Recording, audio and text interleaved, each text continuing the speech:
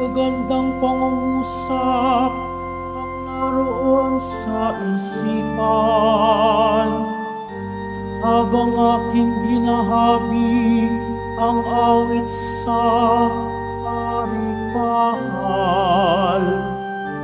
Ang katulad ng dila ko ay panulat iyong paham, panulat ng mabubuting sumulat ng kasaysayan.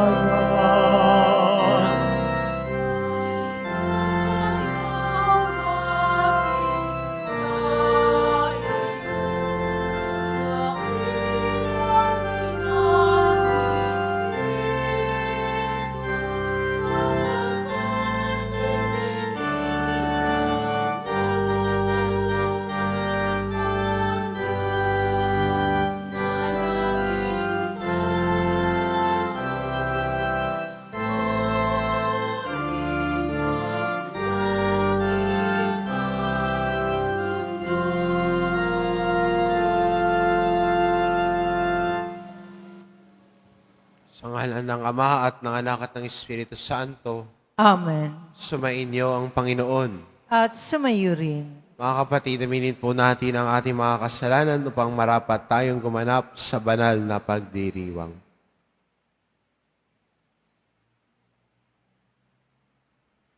Inaamin ko Sa makapangyarihang Diyos at sa inyo mga kapatid, na lubha akong nagkasala sa isip, sa salita, sa gawa, at sa aking pagkukulang.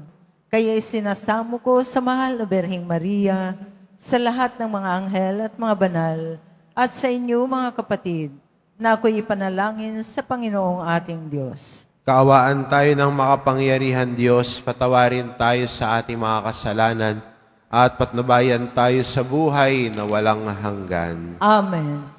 Panginoon, kaawaan mo kami. Panginoon, kawaan mo kami. Kristo, kaawaan mo kami. Kristo, kawaan mo kami. Panginoon, kaawaan mo kami. Panginoon, kawaan mo kami.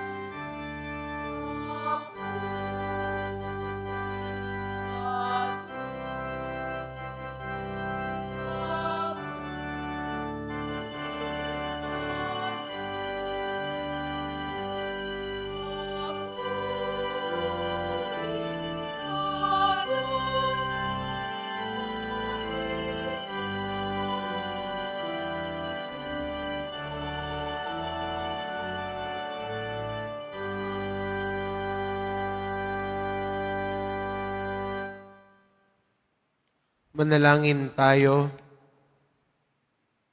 Ama naming makapangyarihan, pinagpala mo ang sangkatauhan sa iniluwal ng mahal na ina. Ipalasap mo sa amin ang kanyang pagdalangin sa pamamagitan ng iyong anak na isinilang niya para sa amin upang kami mabuhay kasama mo at ng Espiritu Santo magpa sa walang hanggan. Amen. Magsiupo ang lahat. Pagbasa mula sa aklat ng mga bilang. Sinabi ng Panginoon kay Moises, sabihin mo kay Aaron at sa kanyang mga anak na ito ang sasabihin nila sa pagbebendisyon nila sa mga Israelita. Pagpalaing kanawa at ingatan ng Panginoon. Naway kahabagan kanya at subaybayan. Lingaping kanawa niya at bigyan ng kapayapaan. Ganito nila babanggitin ang pangalan ko sa pagbibindisyon sa mga Israelita at pagpapalaing ko ang mga ito. Ang salita ng Diyos. Salamat sa Diyos. Kami iyong kaawaan, pagpalain, poong mahal. Kami iyong kaawaan, pagpalain, poong mahal. O Diyos, pagpalain kami't kahabagan. Kami, Panginooy, iyong kaawaan, upang sa daigdig mabatid ng lahat ang iyong kalooban at ang pagliligtas. Kami iyong kaawaan, pagpalain, poong mahal. Naway purihin ka ng mga nilikha, pagkat matuwid kang humatol sa madla. Ikaw ang patnubay ng lahat ng bansa. Kami iyong kaawaan, pagpalain, poong mahal. Purihin ka nawa ng lahat ng tao. Purihin ka nila sa lahat ng dako. Ang lahat sa amin iyong pinagpala. Naway igalang ka ng lahat ng bansa. Kami iyong kaawaan, pagpalain, poong mahal.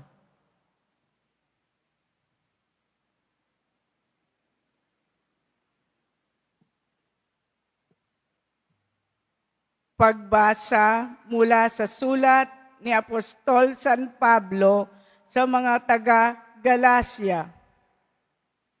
Mga kapatid, noong dumating ang takdang panahon, sinugo ng Diyos ang kanyang anak.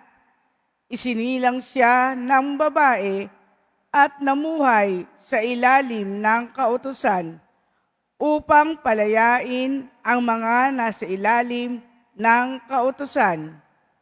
Sa gayon, tayo'y mabibilang na mga anak ng Diyos. Upang ipakilalang kayo'y mga anak ng Diyos, pinagkalooban niya tayo ng Espiritu ng Kanyang anak, nang tayo'y makatawag sa Kanya ng Ama, Ama ko. Kaya't hindi ka na alipin, kundi anak, sapagkat anak, ikaw ay tagapagmana ayon sa kalooban ng Diyos. Ang salita ng Diyos. Salamat sa Diyos. Magsitayo na po ang lahat.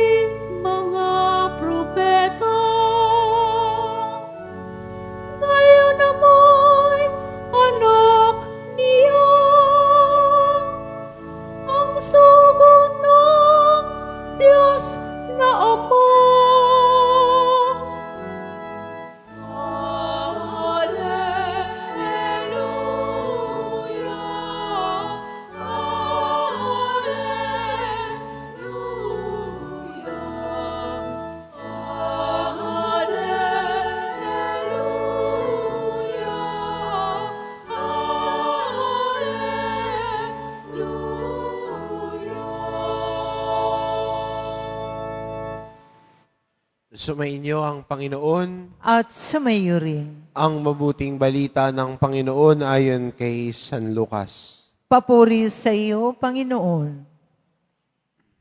Noong panahong iyon, nagmamadali ang mga pastol na lumakad patungong Bethlehem.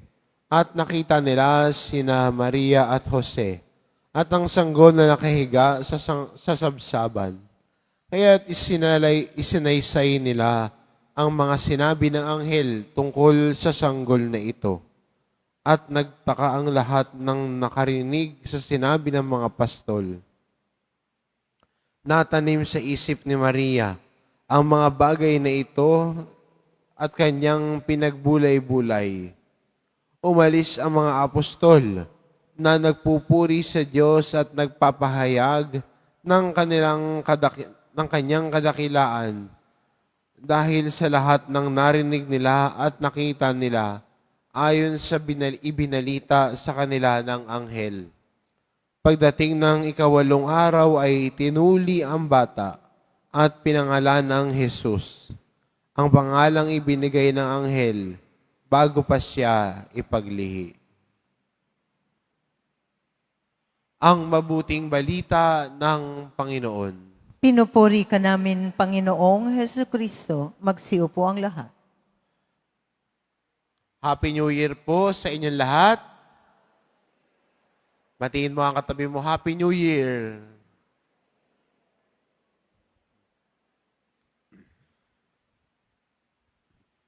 Kadalasan, pag may bago, nagbibigay ito sa atin ng kagalakan. Pero aminin din natin, nagbibigay din sa atin ng takot. We do not know what will the future hold for us. We do not know. Hindi natin alam. Pero maganda na sa panahon ng takot, panahon na nag-aalinlangan, magandang laging balikan paano ba gumagalaw ang Diyos noong nakaraan. At siguro itong nakaraang taon, marami tayong masusulat na biyaya, mga pinapasalamat natin sa Diyos. Oo, may mga kanya-kanya tayong pagsubok, may mga pinagdaanan na akala natin hindi natin kayang lampasan o akala natin ay hindi na matatapos. Pero ang Diyos ay sinamahan tayo, ginabayan tayo, hindi tayo iniwan. At sa pagpasok ng bagong taon, ito din ang bitbit sana natin. Na may mga pagsubok na darating. Lagi naman sa buhay ng tao yan eh. Wala naman sigurong taong hindi nakaranas sa mga pagsubok. Hindi nakaranas sa mga challenges sa buhay.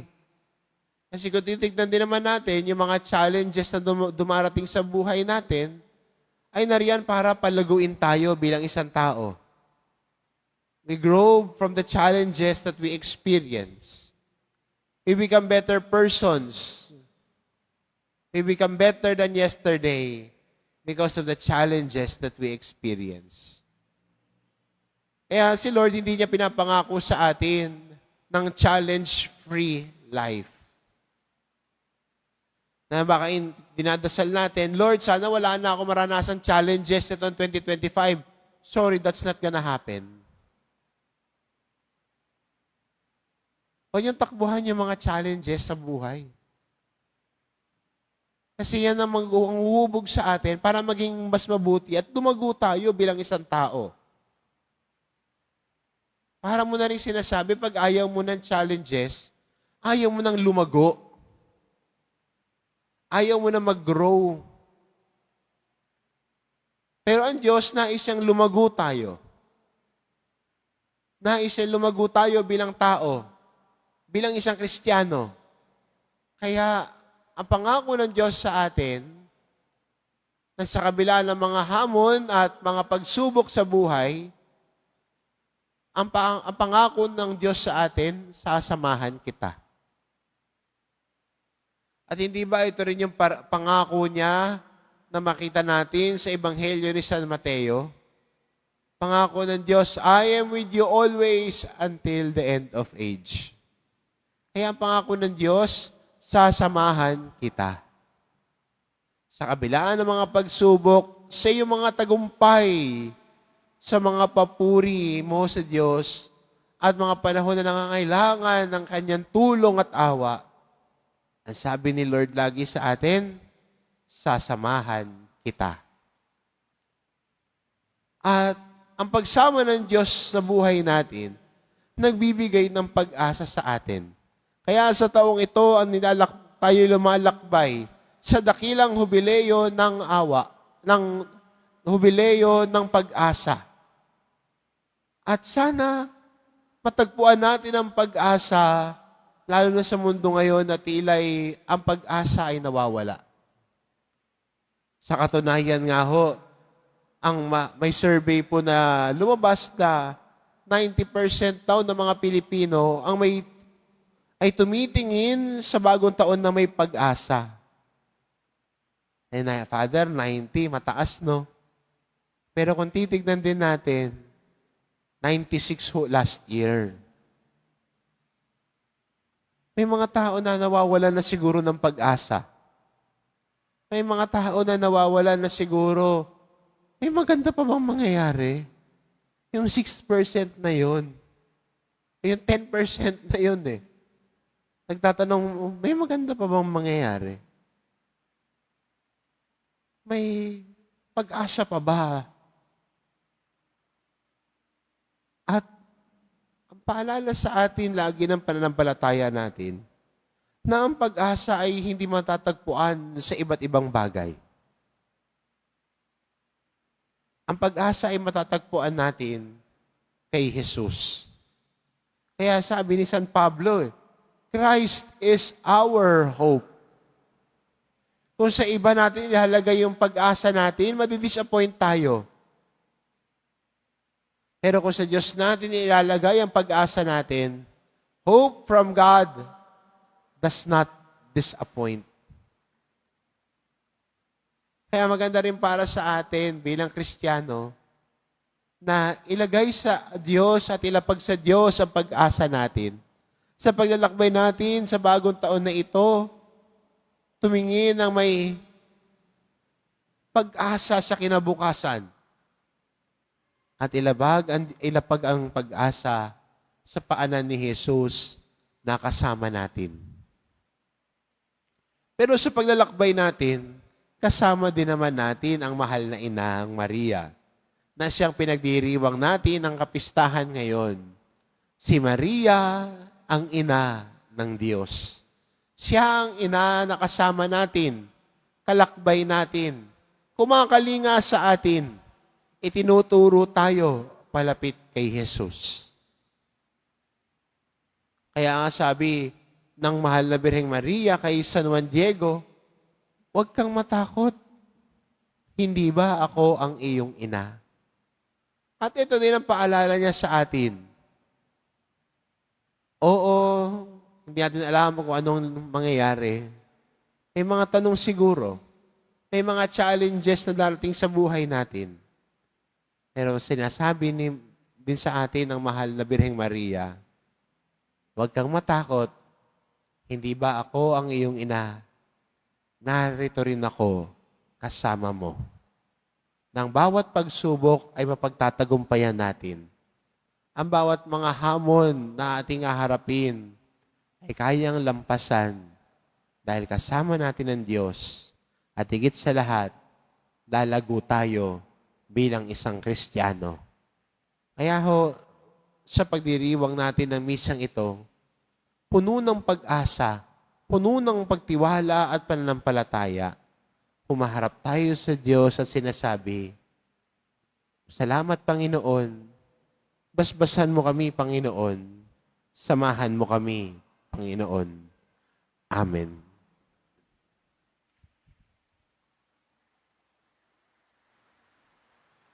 Magsitayo na po ang lahat.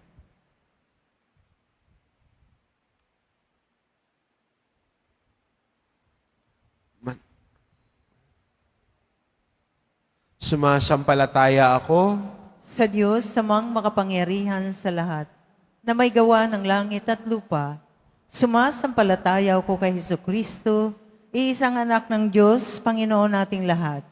Nagkatawang tao siya, lalang ng Espiritu Santo.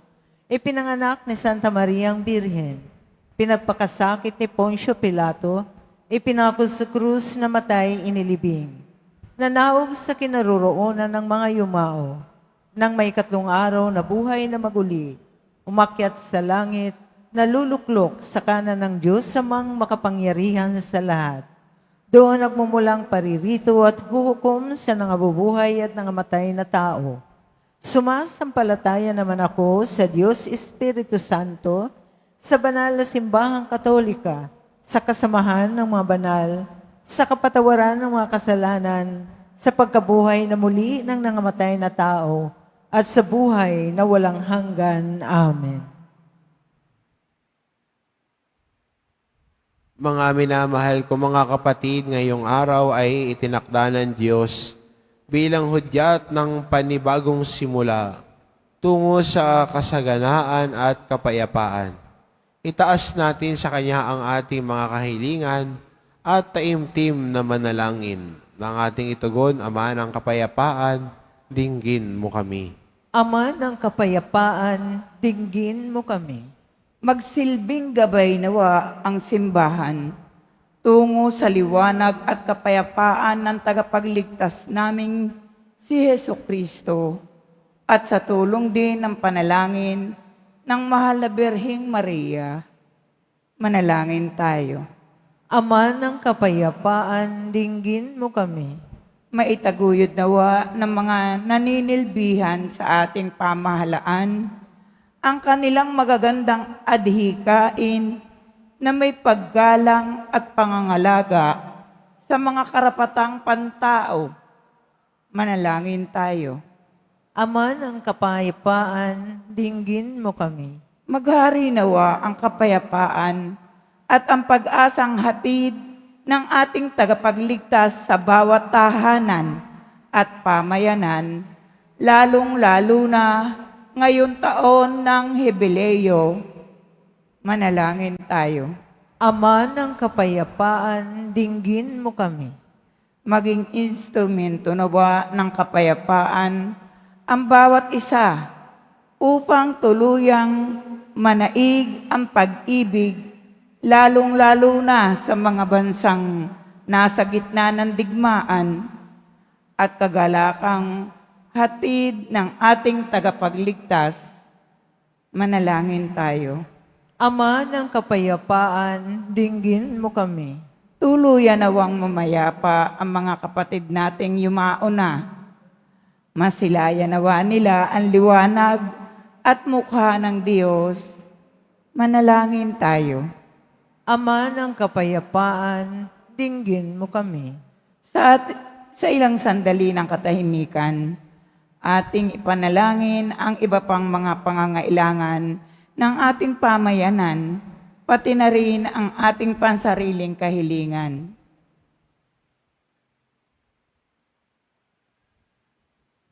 Manalangin tayo. Ama ng kapayapaan, dinggin mo kami. Ama namin, batid mo ang aming pag-iral dito sa mundo. Tulungan mo kaming ipalaganap ang iyong kapayapaan upang maayo namin ang aming pamumuhay sa iyong magandang kalooban. Hinihiling namin ito sa pamamagitan ni Kristong aming Panginoon. Amen. Magsiupo ang lahat.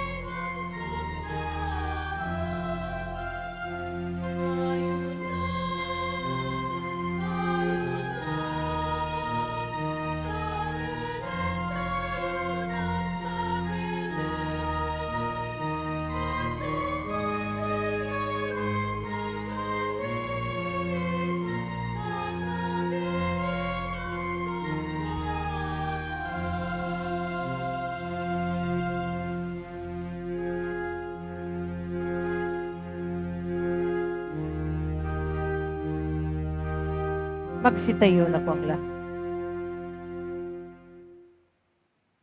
Manalangin kayo mga kapatid upang ang paghahain natin ay kalugdan ng Diyos amang makapangyarihan.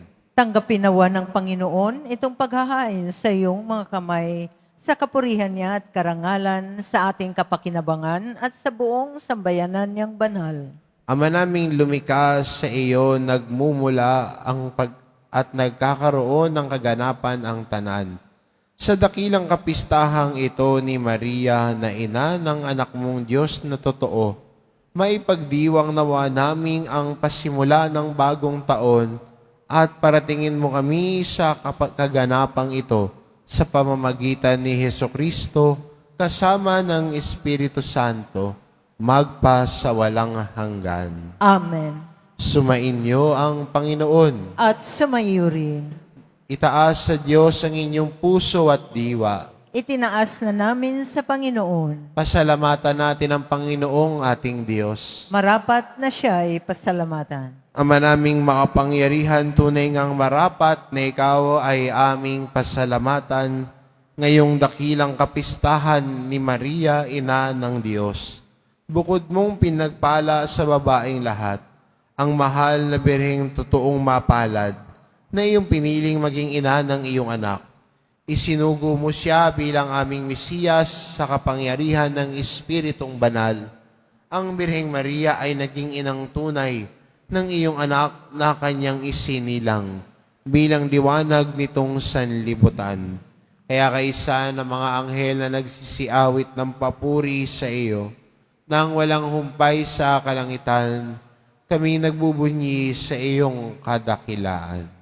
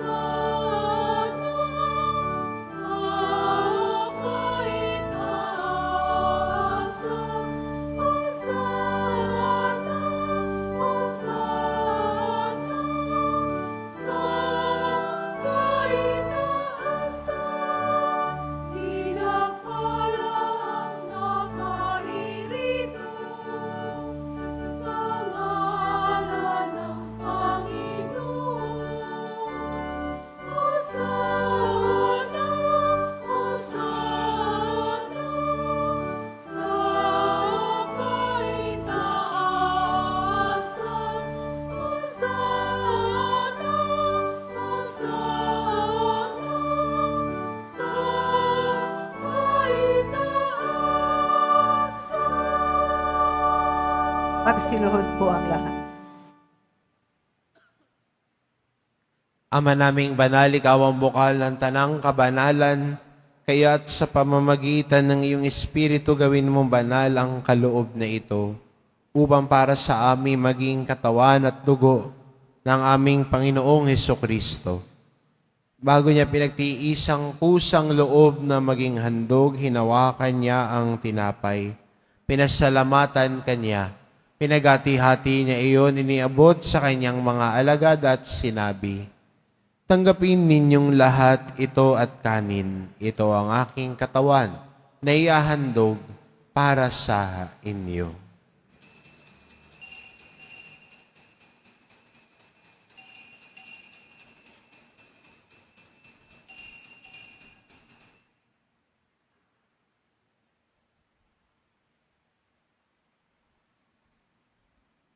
Gayon din naman na matapos ang hapunan, hinawakan niya ang kalis, muli kanyang pinasalamatan. Iniabot niya ang kalis sa kanyang mga alagad at sinabi, "Tanggapin ninyong lahat ito at inumin, ito ang kalis ng aking dugo, ng bago't walang hanggang tipan. Ang aking dugo na ibubuhos para sa inyo at para sa lahat, sa ikapagpapatawad ng mga kasalanan. Gawin ninyo ito sa pag-alala sa akin."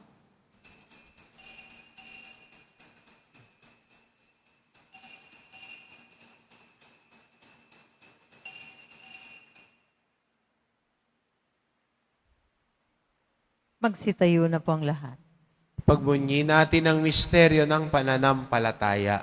Si Kristo'y namatay, si Kristo'y nabuhay, si Kristo'y babalik sa wakas ng panahon. Ama, ginagawa namin ngayon ang pag-alala sa pagkamatay at muling pagkabuhay ng iyong anak. Kaya't inaalay namin sa iyo ang tinapay na nagbibigay buhay at ang kalis na nagkakaloob ng kaligtasan. Kaming nagpapasalamat dahil kami iyong minarapat na tumayo sa harap mo para maglingkod sa iyo. Isinasamo namin kaming magsasalo-salo sa katawan at dugo ni Kristo ay maabuklod sa pagkakaisa sa pamamagitan ng Espiritu Santo. Ama, lingapin mo ang iyong simbahang laganap sa buong daigdig. Puspusin mo kami sa pag-ibig, kaisa ni Francisco na aming Papa at ni Jose na aming Obispo at ng Tanang Kaparian. Alalahanin mo rin ang mga kapatid naming nahimlay na may pag-asang sila'y muling mabubuhay, gayon din ang lahat ng mga pumanaw. Kaawaan mo sila at patuloyin sa iyong kaliwanagan. Kaawaan mo at pagindapating kaming lahat na makasalo sa iyong buhay na walang wakas. Kaisa na mahal na Birheng Maria na ina ng Diyos, ng kabiyak ng puso niyang si San Jose, kaisa ng mga apostol at ng lahat ng mga banal na namuhay dito sa daigdig ng kalugod-lugod sa iyo, may pagdiwang nawa namin ang pagpupuri sa ikararangal mo sa pamamagitan ng iyong anak, na aming Panginoong Heso Kristo. Sa pamamagitan ni Kristo kasama niya at sa Kanya, ang lahat ng parangal at papuri ay sa iyo, Diyos amang makapangyarihan, kasama ng Espiritu Santo, magpasawalang hanggan.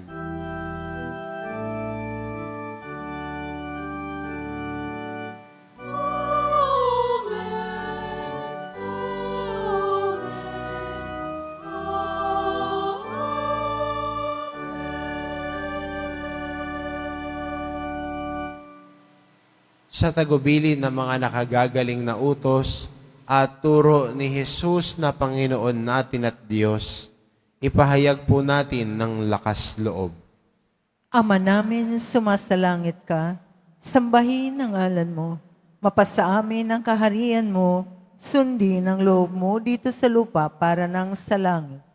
Bigyan mo kami ngayon ng aming kakanin sa araw-araw at patawarin mo kami sa aming mga sala, para ng pagpapatawad namin sa nagkakasala sa amin, at huwag mo kaming ipahintulos sa tukso, at iadya mo kami sa lahat ng masama. Hinihiling namin kami adya sa lahat ng masama, pagkalooban ng kapayapaan araw-araw. Iligtas sa kasalanan at ilayo sa lahat ng kapahamakan.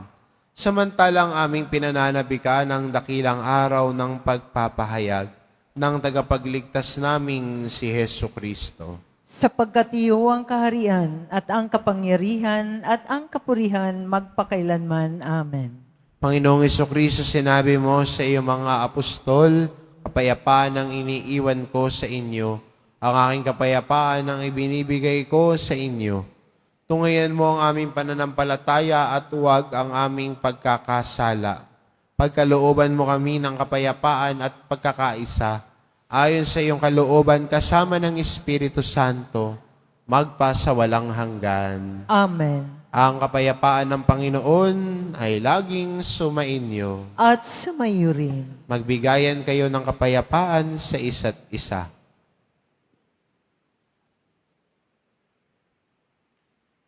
Kordero ng Diyos na nag-aalis ng mga kasalanan ng sanlibutan, maawa ka sa amin.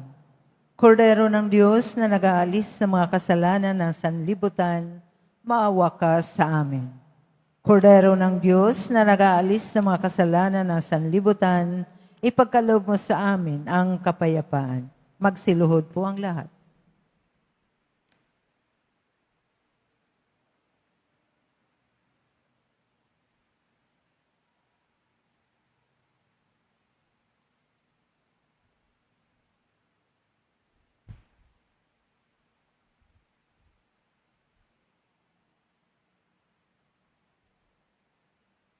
Ito ang kordero ng Diyos, ito nag-aalis ng kasalanan ng sanlibutan. Mapalad ang mga inaanyayahan sa kanyang piling. Panginoon, hindi ako karapat-dapat na magpatuloy sa iyo. Ngunit sa isang salita mo lamang ay gagaling na ako.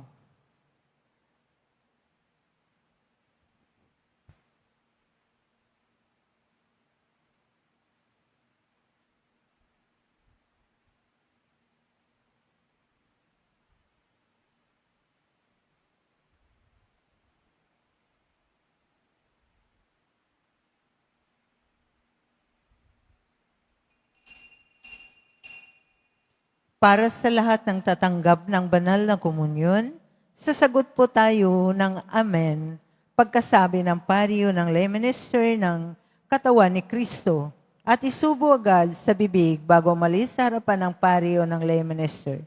Sumunod po tayo.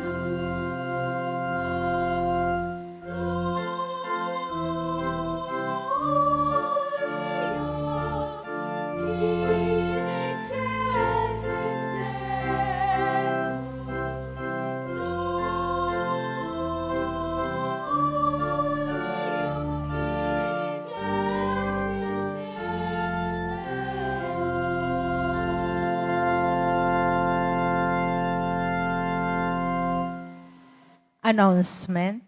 Ang lahat po ay inaanyayahan, lalo na ang mga may sakit o may karamdaman, sa ating healing mass and service. Bukas po ito, January 2, 2025, sa ganap na ika-6 ng gabi.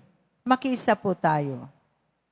Mga kadiboto, mabibili pa rin po sa ating Paris Finance Office ang Nazareno Images, Nazareno Medallion, at ang Nazareno Novena and Prayer Booklet in English or Tagalog. Pagkatapos ng misa, wiwisikan pong lahat ng banal na tubig. Pinakikiusapan ng lahat na manatili lamang muna sa inyong mga lugar. Tanging sa Quezon Boulevard o sa Plaza San Juan lamang ang labasan ng lahat. Sumunod po tayo. Maraming salamat po sa inyong pagdalaw at pagsisimba sa Basilica Menor at Pambansang Dambana ni Jesus Nazareno. Magsitayo na po ang lahat.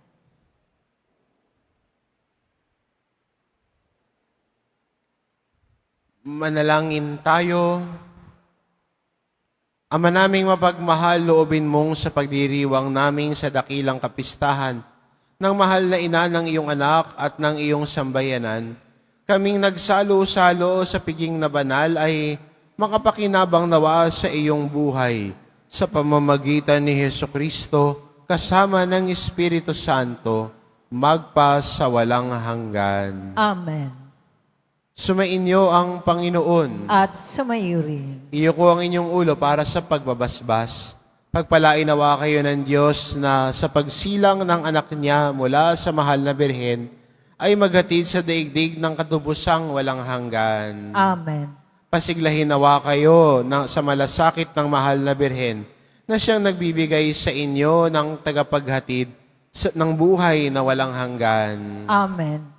Puspusin nawa ng kagalakan ng Espiritu Santo ang mga nagdiriwang sa pagpaparangal sa mahal na Birheng Maria upang sa ganitong diwa kayo ay sumapit sa kalangitan na siyang tahanan ng tanan magpa sa walang hanggan. Amen. At pagpalain kayo ng ating mapagmahal na Diyos, ang Ama at ang Anak at ang Espiritu Santo. Amen. Humayo kayo, taglay ang kapayapaan ng Poong Jesus Nazareno. Salamat sa Diyos.